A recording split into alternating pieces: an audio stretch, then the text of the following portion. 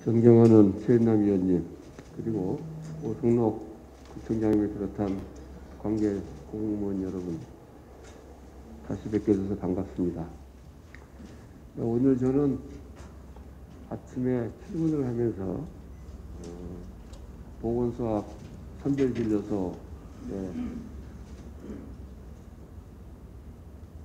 자기 순서를 기다리는 많은 국민들을 보면서 참담함을 금치 못하였습니다. 그래도 일선에서, 최전선에서 이 코로나를 막아내고 있는 보건소 직원 및 관계 공무원 여러분들에게 감사의 말씀을 드립니다. 결국 이 코로나라는 것도 그 원인을 거슬러 올라가 보면 인간이 자연환경 파괴를 해서 우리가 이렇게 시대를 겪고 있다고 생각하면서 천혜의 자원을 가진 우리 노원구의 환경 파괴에 대해서 국가까지 구청장 및 담당 공무원에게 질문을 하고자 합니다. 우리 구가 가지고 있는 자랑 중에 하나가 여러 가지가 있습니다만은 바로 국가하천인 중량천입니다. 그런데 이 중량천은 매년 브루도저와 포크레인 등으로 준설을 하고 있습니다. 준설 이유는 장마 때 범람을 막기 위한 것이라고 생각합니다. 과연 우리가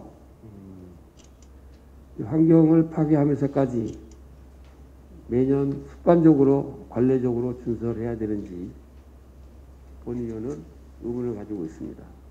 준설을 시행할 때는 하천 바닥에 있는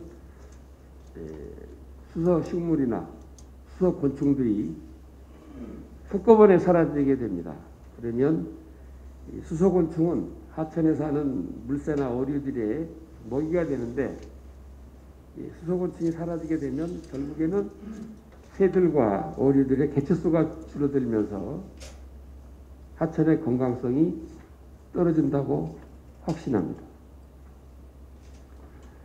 어쩔 수 없이 준설을 하게 될 경우에도 본위원은 일괄적으로 어디서부터 구간으로 다 하지 않고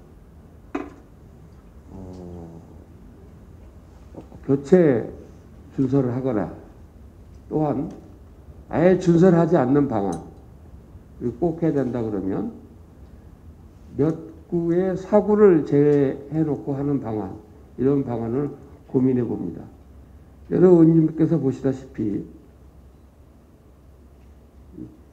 중량천과 당연천에는 저렇게 아름다운 장면을 볼 수 있습니다. 저것은 5월에 늘 볼 수 있는 잉어의 산란 장면입니다. 그리고 그 밑에는 사진에는 잘 나오지 않습니다만은 꼭지라는 물고기 알이 이렇게 있죠. 근데 이런 알들이 흰봉 물대새고요. 이렇게 준설을 하고 있습니다.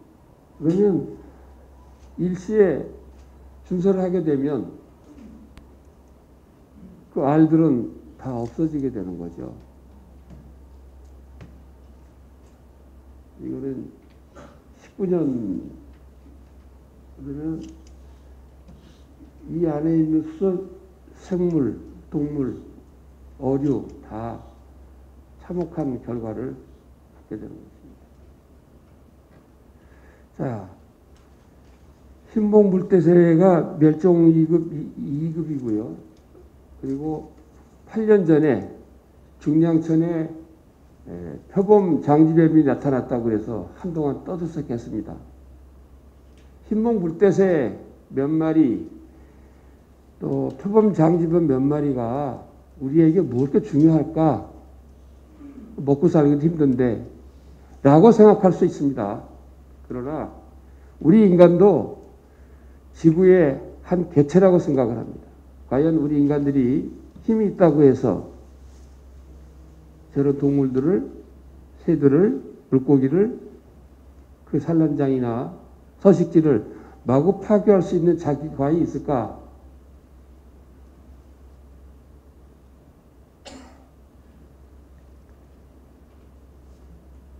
그래서 여기는 도봉구에 있는 사주인데요. 15년 동안 준설을 한 번도 하지 않았습니다. 준설을 하지 않는다 그래서 그 모래가 쌓여서 산이 되거나 그러진 않습니다. 그리고 또한 준설을 한다고 해서 그 사고가 없어지느냐? 그렇지 않습니다. 매년 똑같은 자리에 똑같은 모양의 똑같지는 않겠습니다. 비슷한 높이의 사고가 형성이 됩니다. 이래서 부총장님에게 질의를 하겠습니다. 서울시 예산으로 매년 준설을 하고 있는데 매년 이것을 하는 것이 맞는가? 어떻게 생각하십니까? 예, 저희도 말씀에 동감을 하고요. 네. 결국 홍수 예방이 준설의 가장 목적입니다. 그래서 저희가 올해 유독 홍수 피해가 좀 심했습니다. 중랑천이나 우이천이 특히 비가 오면 우이천이 가장 먼저 잠기고요. 올해 중랑천이 한 4번 정도 잠겼습니다. 교통 통제가 이루어진 게 올해 4번입니다. 작년에는 한 번도 없었고요.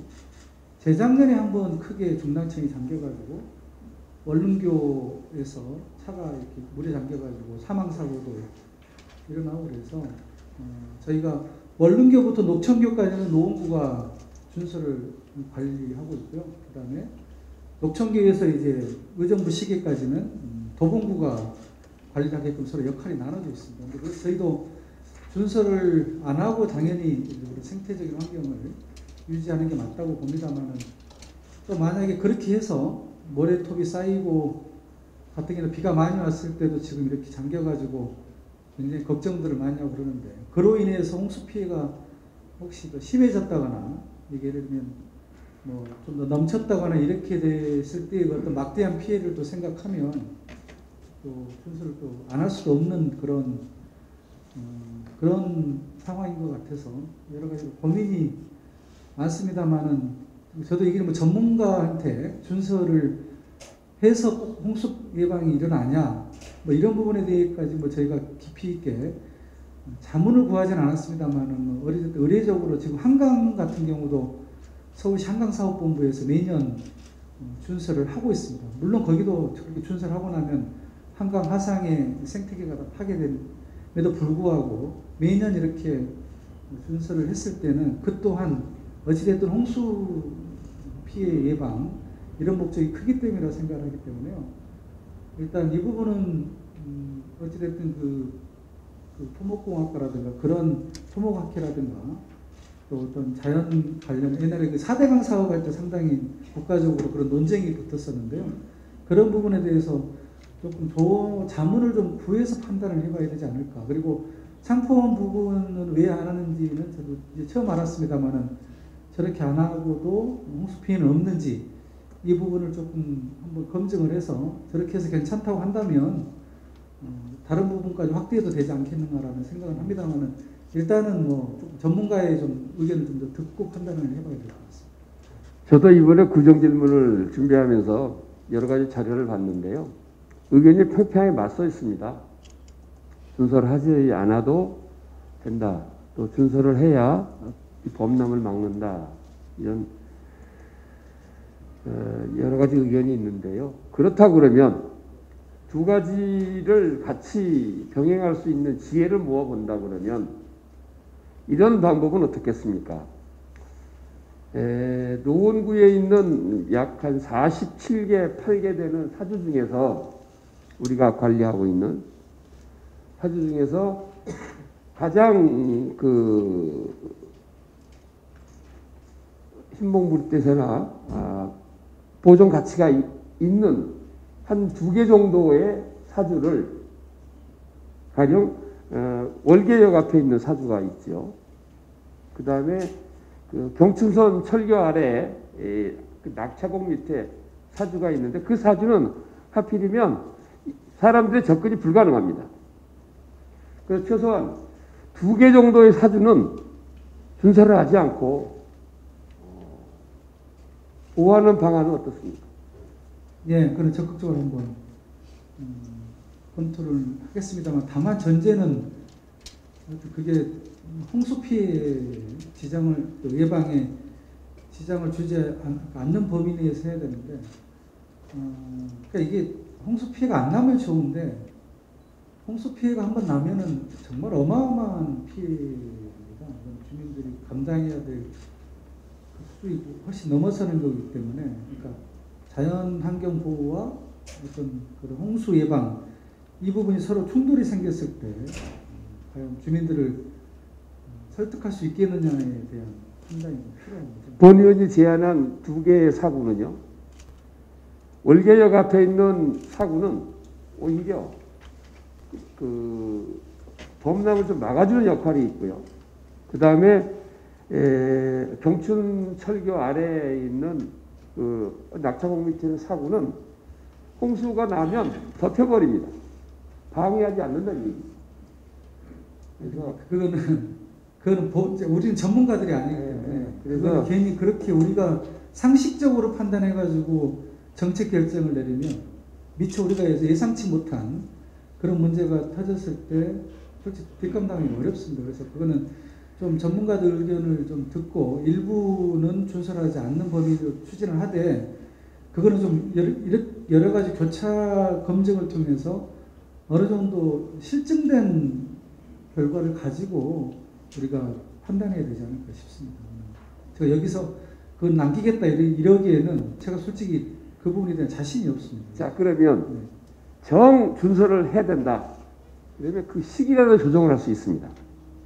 보통 물고기와 잉어가 한 5월에 산란을 하죠. 그래서 금년에 준설을 할 때 노원구에 있는 환경단체들의 여러 가지 민원이 있어가지고 늦췄습니다. 2월로.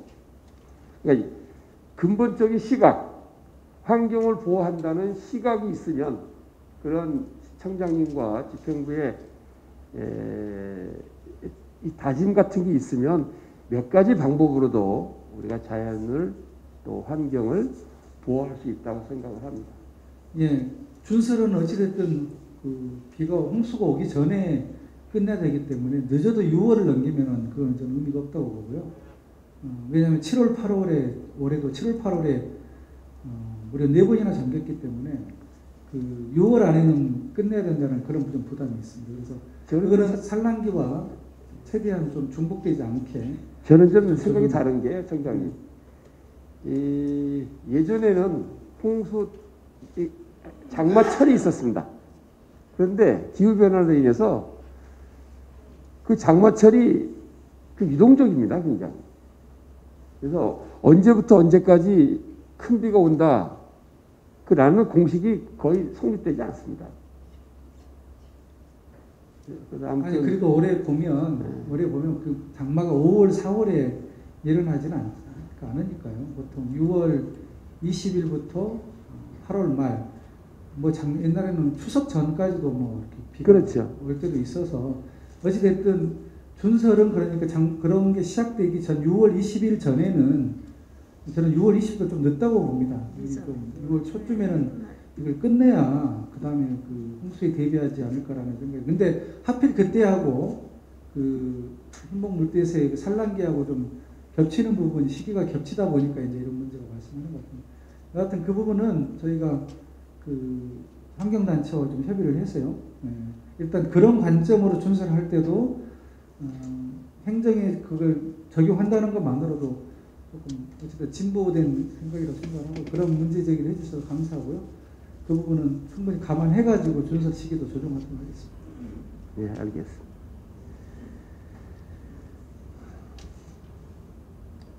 다음은 우리가 그동안에 여러 마을을 재개발하면서 가령 그 녹천마을, 또 인덕마을, 월계 벼루마을, 뭐 상계 8단지 이런 대단히 개발을 하면서 그 지역에 살고 있는 그 길고양이들을 다 압사시켰다고 생각합니다. 엄청난 일이죠. 그 길고양이들도 결국에는 우리 인간들이 애완동물로 반려동물로 키우다가 병들었다고 해서 또 키우기가 벅차다고 해서 버려져서 생긴 결과 아니겠습니까? 그래서 이제 금년 3월에 서울시에서 동물공존도시 서울 기본대책을 이제 내놓게 됐죠. 그동안에 우리 노원구는 처음으로 동물보호팀도 또 만들고 또 동물보호센터도 만들고 또 놀이터도 만들고 많은 노력을 했다고 생각합니다. 그런데 앞으로 우리 노원구는 아파트가 신축된 지 30년이 거의 비슷하기 때문에 이제 재개발 또는 재건축이 이제 볼 텐데 그때는 그 지역에 살고 있는 유기동물들을 어떻게 할 것인지 질문을 드립니다. 예, 지금 저희가 재개발이 지금 예정되어 있는 게 이제 현재 상계 뉴타운 쪽에 6구역이 지금 벌써 공사를 시작을 했고요. 그 다음에 1구역이 지금 사업 시행 인가가 났고 2구역도 이제 내년 상반기쯤에 사업 시행 인가가 예정되어 있습니다. 백사마을도 지금 현재 사업 시행 인가 신청이 들어와 있어서 올 연말에서 내년 초에는 사업 시행 인가가 나면 내년 내후년에는 아마 착공이 들어가지 않을까 싶고요. 그 다음에 공릉동의 태릉현대 아파트도 이미 공사 거의 올해 연말에 내년 연말을 겨냥해서 지금 하고 있고 8단지도 이미 준공이 돼서 들어있고 월계동의 동신아파트 또 재해관리구역 같은 경우도 사업시행 인가가 나서 내후년에 착공에 들어가 재개발 재건축이 곳곳에 한 10여 곳 정도 지금 진행 중이거나 예정되어 있는 그런 상황입니다. 그래서 특히나 백사마을 같은 경우 위치가 이제 불암산 위치고 또 상계 뉴타운의 1구역, 2구역도 수락산 위치이기 때문에 상당히 반려동물들이 많이 같이 공생하고 있는 그런 지역입니다. 그래서 그 부분에 대해서 저희가 그동안에는 그 반려동물에 대한 대책을 전혀 이 정책 집행 과정에서 고려를 하지 않았다고 한다면 의원님 좋은 제안도 있고 그러셔서 특히나 백사마을 같은 경우는 지금 사업시행 인가를 막판 지금 앞두고 있는데요. 저희가 사업시행 인가 조건으로 특히나 반려동물 길고양이에 대한 그 대책을 수립하도록 SH공사 측이 요청을 하고 있습니다. 그래서 그에 대한 예산도 편성을 해서 만약에 나중에 철거하기 전에 적당한 장소로 이소를 시키는 부분이라든가 이런 부분에 대해서 예산을 자체 편성해서 집행할 수 있도록 그렇게 지금 저희가 사업시행 인가 때부터 그런 계획을 수립하지 않으면 사업시행 인가를 내지 않겠다라는 그런 생각으로 지금 저희가 계획을 하고 있고요. 또 그와 별도로 저희가 전체적으로 한 1억 정도 예산이 지금 확보되어 있습니다. 그래서 그 중성화 사업이라든가 그런 것들을 노원구 전체적으로 좀 확대해서 1억 정도 예산도 그렇게 많지는 않습니다. 그러니까 그렇게 해서라도 좀 그런 부분에 대해서 대책을 수립하겠다는 말씀드리고 백사마을뿐만 아니라 앞으로 수락산 쪽에 그 1구역, 2구역도 개발할 때 관련 그 조합으로 하여금 사업시행인가라든가 그 전에 관리처분인가 그런 계획 때 이런 부분에 대해서 확실한 약속을 하지 않으면 예산을 편성하지 않으면 어쨌든 행정 절차상의 페널티까지 매기겠다는 생각으로 그렇게 대책을 수립 중입니다. 예. 그 청장님은 특히 이 동물들에 관해서 애정이 많으신 분이어서 그다지 큰 걱정을 하지는 않습니다만은 잘 알다시피 이 유기동물 중에서요 길고양이는 영역동물이기 때문에 그 건축물이 무너지더라도 어디 다른 데로 가지 않습니다. 거기서 그냥 압사당하거나 굶어 죽거나 하죠. 현재 본의원이 파악하고 있기로는 그 벽사마을에 약 150마리 정도의 길고양이가 있다고 생각합니다. 그래서 첫 번째 그 벽사마을뿐이 아니라 첫 번째 실태 조사를 하고요. 그 다음에 포집을 하고, 그 다음에 TNR을 실시하고, 그 다음에 지역 여건에 따라 다 다르니까 입양 또는 등사를 하는 게 맞다고 생각합니다. 꼭 그렇게 실천해 주시기 바랍니다. 네, 다음에 우리 이 노원구에는 노원 문화의 거리라고 있습니다. 여기는 노원구뿐이 아니라 노원구 일대에 경기도까지 포함해서 많은 분들이 소위 밤문화를 즐기기 위해서 많이 모이는 곳입니다. 심야 시간을 지나다 보면 낯뜨거운 명함 불법 광고물이 마치 낙엽처럼 흩어져 있는 걸 보게 됩니다. 이건 일부고요. 이게 노원 문화의 거리 밤거리입니다.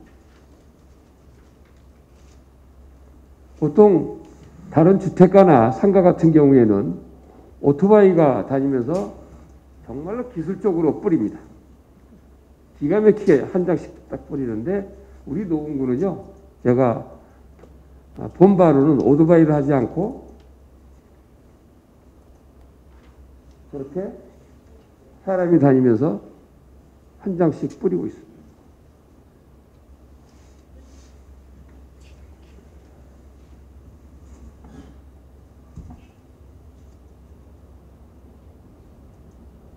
저건 보이시죠? 그래서 저게 특히 밤이 되면 무대기로 살포를 합니다.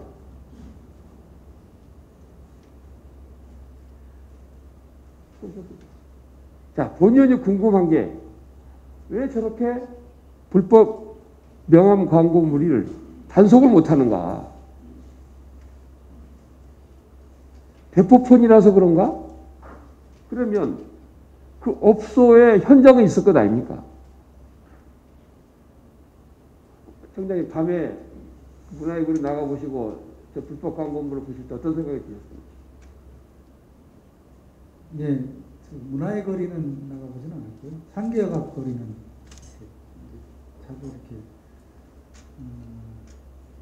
가보는데요.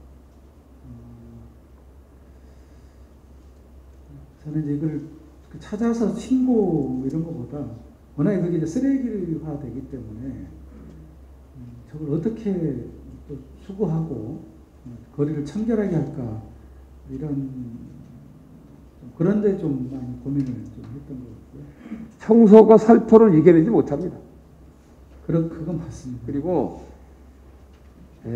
아까 의원님들이나 청장님 보셨겠지만 저 광고물들이요 좀 낯뜨거운 광고물들이에요. 우리 미성년자나 청소년들이 저걸 볼 때 유의하지요. 자, 그럼 청장님은 이제 단속을 할 위치에 있는데 단속을 하실 겁니까? 아니, 단속요원은 있습니다. 저희가 단속요원은 불법 광고물 관련해 단속도 있고 지금 좀 고민이 워낙에 지금 이 단속뿐만 아니라 예를 들면 반려동물, 그러니까 우리 산책 요즘 코로나 때문에 산책로에 주민들이 많이 나오시면서 특히 반려동물 단속에 대한 욕구도 굉장히 많이 크고 커져 있고요. 그 다음에 또 금연 지역에 대한 단속. 특히나 우리 노원구는 동일로 전체 구간이 다 금연거리로 지정이 돼가지고 담배를 피우게 되면 굉장히 많은 민원이 들어옵니다. 왜 금연거리에서 담배를 피우는데? 아니, 청장님, 그 확대하지 마시고, 네. 저는 불법 제일 명함 광고물. 확실하게 할 수 있는 방법은 단속 요원을 수십 명 뽑아가지고 뭐 아침과 교대로 이렇게 저런 문화의 거리가 됐든 수락산 디자인 거리가 됐든 몇 군데 있지 않습니까? 석계역 앞쪽에 있고 상가들이 있는데 거기서 상주하다시피 해서 단속하는 방법이 가장 근본적인 해결책이라고 봅니다. 이거는 위원회 방지할 수도 없고요. 네. 타 지자체에서도 아주 골머리를 앓고 있는 것 중에 하나인데요. 네. 방법은 일시적인 단속이 아닌 지속적으로 단속을 해야 없어집니다. 그러니까 단속 요원을 많이 뽑고 저 광고물은 이 소상공인들 또 이 어려우신 생계형 이 가게하고 거의 무관해요. 거의 그 선정성이 높은 그런 위에 업소란 말입니다. 그래서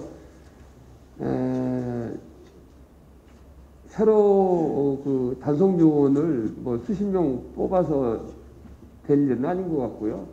딱 하나 지속적으로 단속하면 전 없어진다고 봅니다. 그러니까 지속적으로 단속하기 위해서는 그만큼 단속 요원 일하는 시간이랑 한계가 있기 때문에 저건 또 낮에도 저렇게 오후 시간대부터 아마 시작하는 것 같은데 밤에 있기 때문에 밤 늦게까지 새벽 한 요즘은 뭐 이제 9시까지만 합니다만 한두 시까지는 계속 상주해서 해야 되기 때문에 근데 그 시간대에 단속할 수 있는 아니 특별히 그 살포하는 사람도 단속의 대상이지만 뿌려져 있는 그 업소가 이거 계속 이렇게 살포를 해서 광고를 하면 자기가 손해라는 것을 인식을 시켜주면 그렇게 안 할 것 아닙니까? 그러니까 저희도 그거는 계속 추적해가지고요. 신고도 했고요. 올해 한 4건 정도, 한 청소년 위해 전단지 같은 경우는 4건 정도 명의자 추적도 했고 또 그걸 뭐 저희가 뭐 이렇게 사법경찰권이 있는 건 아니니까 그러면 대부업 같은 것도 많습니다. 금융원 같은 데 신고도 하고 거의 대포폰을 쓰죠, 그 사람들. 그렇게 하고 있는데 아시다시피 그 찾아내기가 대포폰을 하기 때문에 쉽지 않아서 사실상 근본적으로 어찌됐든 암행잠복 비슷하게 해서 저런 행위들을 계속 못하게끔 말씀대로 주기적으로 해야만 소문이 나서 그러니까 야 노원구로 가면 단속당하니까 하면 안 되겠다 이런 생각이 자기들 그쪽 세계에는 퍼질 수 있게끔 하는 방법밖에 없는데 그걸 할 수 있는 유일한 방법은 단속 요원을 대폭 확대해가지고 상주시키는 방법밖에 저는 그게 가장 근본적인 해결책이라고 봅니다. 그래서 단속 요원을 많이 좀 선발해서 특히 디자인 거리만 문화의 거리만 있는 게 아니고요. 상계역도 있고 수락산 디자인 거리도 있고 석계역 앞도 있고 그렇기 때문에 또 공릉동 쪽도 그 과기대 앞에 이런 쪽도 먹자골목들이 몇 군데 있습니다. 그런 데는 상주시키지 않으면 이거는 근본적으로 뿌리를 뽑을 수 없다고 생각합니다. 저 광고물들을 분류를 해보면요. 몇 가지가 분류가 됩니다. 하나는 그 대부업종, 그 다음에 그 유해업종이라고 굳이 표현을 하자면 또 이제 구분을 할 수 있는데 대부업은 청장님 말씀대로 그 휴대폰만 기재가 돼 있어서 대포폰을 쓰기 때문에 그런데 업종이 확실한 소위 말해 가게, 상점 뭐 그런 데는 단속할 수가 있다는 얘기죠. 다 대포폰을 쓰는 게 아니라는 얘기죠. 그래서 지속적인 관심을 가지고 단속을 해서 현실적으로는 지금 그러니까 대부업 관련한 게 굉장히 거의 한 70, 80%를 차지하고 있어서요. 그 부분은 어찌됐든 대포폰을 쓰기 때문에 저희가 추적하기 쉽죠. 그 청소년 유해업소 이 부분은 어찌됐든 뭐 좀 특정한 장소가 추적이 가능할 수 있다고 보고요. 근데 그거를 저희가 이제 어찌됐든 그런 사법경찰권을 가진 게 아니어서 아니 아까 보셨지만 호바 무슨 바 그런 바는 문화의 거리에 있어요. 신고해서 신고해가지고 하여튼 저희가 검토해 보겠습니다. 이게 저희가 어디까지 단속을 할 수 있는 건지, 또한 그것도 뭐 합법적인 신고를 하고 뭐 영업을 하고 있다고 하면, 근데 그거에 대해서는 뭐라 그러지? 다만 그렇게 불법 광고물을 뿌리고 다니는 부분에 대해서는 저희가 제재를 할 수 있죠. 예를 들면 가태료를 먹인다거나. 근데 그 또한 그 단속 요원이 대폭 투입해야만 가능한 일이어서, 그건 저희가 어느 정도 단속을 할 것인가는 다시 한번 면밀하게 한번 좀 짜보도록 하겠습니다. 알겠습니다. 다음에 여기 계신 우리 의원님들이나 뒤에 앉아 계시는 과장님 이상, 또 국장님, 청장님들은 어쩌면 잘 모르실 수도 있어요. 왜냐하면 우리가 이제 구청에 일반 전화를 통해서 전화를 할 경우에 대기 시간이 길다는 거죠. 바로 그 대기 시간이 되는 게 그 산업안전보건법에 의해서 요새는 세상이 하도 험악해져서 죄송합니다.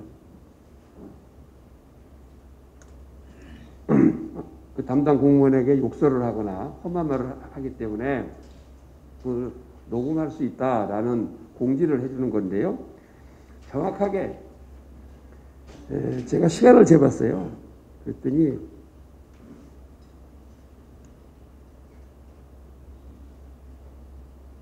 안녕하세요. 자연과 문화가 숨쉬는 힐링도시 노원입니다. 우리 군은 관련 법령에 따라 상담 직원을 보호하고 있습니다. 배려하는 마음으로 상담 부탁드리며 상담 내역은 누군입니다. 직원을 연결해 드리겠습니다. 정확하게 15초 걸립니다. 15초 동안 민원인은 아무 소리 않고 듣고 있어야 돼요.